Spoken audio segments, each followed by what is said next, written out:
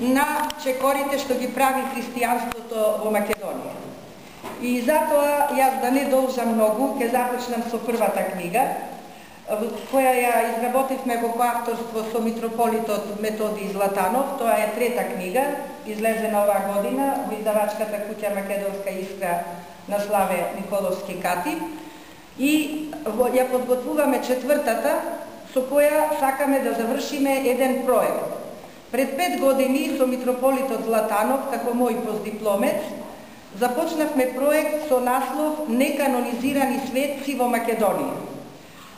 Вам на сите ви е познато дека долги векови Македонија не била конституирана држава, а не да немала луѓе кои би требало да бидат канонизирани во светци.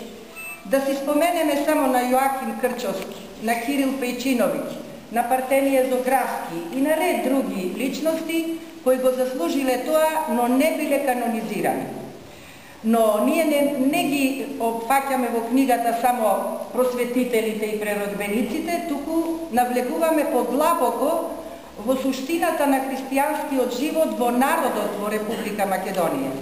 И еве во овие книги, мислам дека ќе ве интересира како охриѓани, секако Охридската епархија ни била главна и од неја почнавме, зашто тука Свети Климент Охридски ја основал Охридската школа и внесол се што е најубаво за организирање на Македонската православна црква уште во 9 век, токму во овој терен.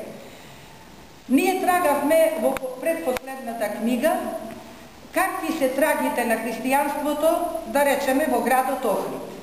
И дојдовме до навистина интересни сознанија. Прво, сакам да ви покажам еден пример како, понирајќи по некои ситни траги, доаѓаме до крупни резултати.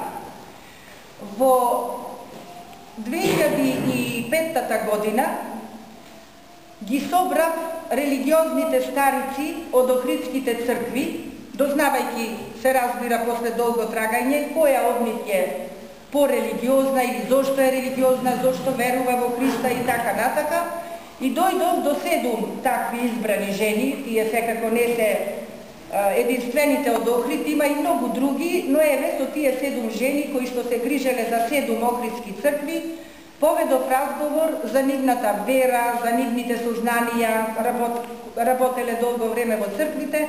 И во еден момент кога ги прашав дали би можеле да одредите која од вас би била, да речеме, може би најрелигиозна или која би заслужила и некаква друга титула, тие во еден глас, сите 7, ми одговорија Донка Каровска.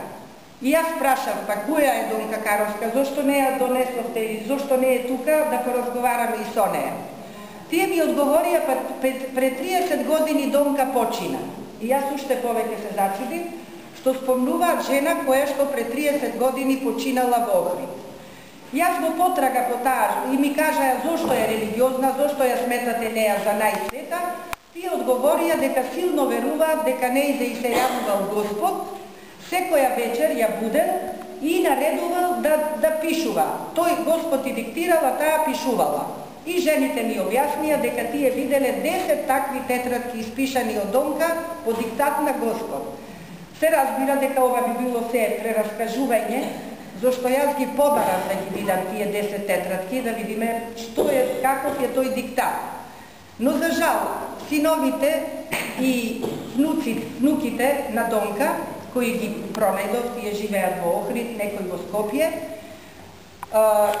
ја пронајдов доктор Снежана, внуката на Донка, која работи како лекар во Скопје, и таа ми раскаже и ми потврди дека таа спиела со баба Донка и навистина ноќе се будела, ја палела светление и пишувала по диктат на Господ.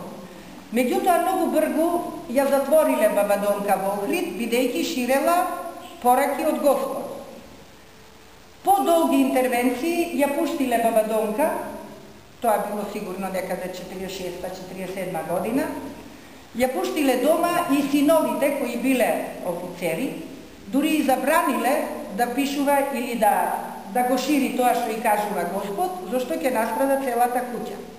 Но Господ и се јавил на баба Донка и рекол, без разлика што ти кажуваат синовите, ти една по една жена кога ќе ги среќаваш во Охрид, ќе им кажуваш пак тоа што ти наредува. И баба Донка тоа го правила. А со неа ги носела двете внуки, Снежана, денес, како што ви реков, лекар во Скопје, и Маргарита, постарата. По контактите што ги имав со синовите на баба Донка и со внуките, го дознав следново. Маргарита била по-голема од Снежана, одела редовно во црквите со баба Донка и кога матурирала како одлична ученичка во Охрид, посакала од родителите да студира астрономија, бидејќи ја интересирало небото каде што живее Господ. Родителите со потешки маки ја пуштиле, бидејќи сакале во Скопје поевтино да студира и така, но таа освен астрономија не сакала ништо друго. И на крајот ја пуштиле во Белград за да дипломира по 4 години Маргарита како најдобар студент на Универзитетот во Белград и како најдобар астроном. На одбраната на нејзината дипломска работа присуствувал некој астроном од обсерваторијата од Марсеј во Франција. Тој бил изненаден од одговорите што ги давала дипломираната студентка и веднаш и предложил да премине на постдипломски студии во Франција, во Марсеј, каде што таму и магистрирала, многу брзо магистрирала, а што било најважно во нејзината магистерска теза.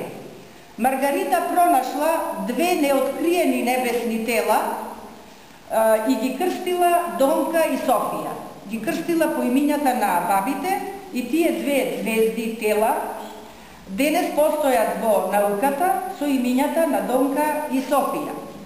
Понатаму, на нејзината одбрана на таа магистерска теза, присуствувал професор астроном од Харвард, од Соединетите Американски држави, кој што исто така бил зачуден од нејзиниот успех и рекол ова не личи на магистерска теза, ова е вистински докторат. И веднаш ја пренесол Маргарита, Охридјанчето Маргарита, навикната да оди по црквите со бабата, се нашла во Харвард како професор.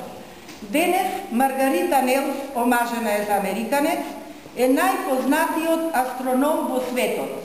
Таа работи и во НАСА, има пронајдено уште многу интересни работи и кога беше минатата година во Охрид, таа е влезена во нашата книга, како баба Донка од поуките на баба Донка достигнала до највисоко научно ниво.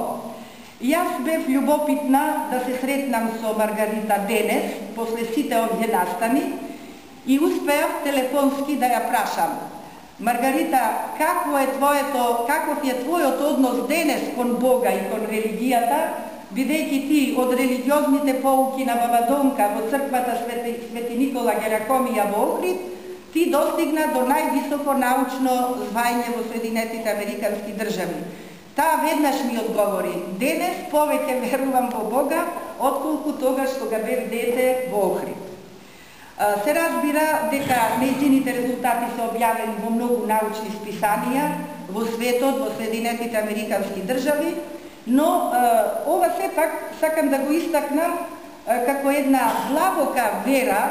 Ето, баба Донка не случајно може би била посочена од тие старици во Охрид, да дадат еден ваков пример на една вистинска христијанка. Но јас тука би додала уште една многу пообична жена, тоа е баба Лена, која што со години од девојче па до крајот на својот живот го минала животот во Горна Белица. Таму ја чувала соборната црква и се грижела за сите други цркви во Горна Белица. Таа од мала била наклонета кон Бога, дошла во црквата со цел да се посвети и речиси никогаш не се вратила назад од Горна Белица да слезе долу. Меѓутоа, почнала до Горна Белица да се иселува. Куќите една по една опустошувале и во еден момент пред 10 години баба Донка останала потполно сама во Горна Белица. И кога луѓето, меѓу кои писателот Јован Стрезовски, достигнал до баба Лена и до нејзините чуда како една сама жена ги одржува црквите, и ја прашуваат: како ти остануваш, не ти е страх и зошто остануваш сама кога не мораш ова да ти се случува? Баба Лена одговорила: Зар вие не ја слушате секој ден црковната камбана? Тоа не значи ли дека животот во Горна Белица не е запрен? Живее Горна Белица, макар и сама со мене.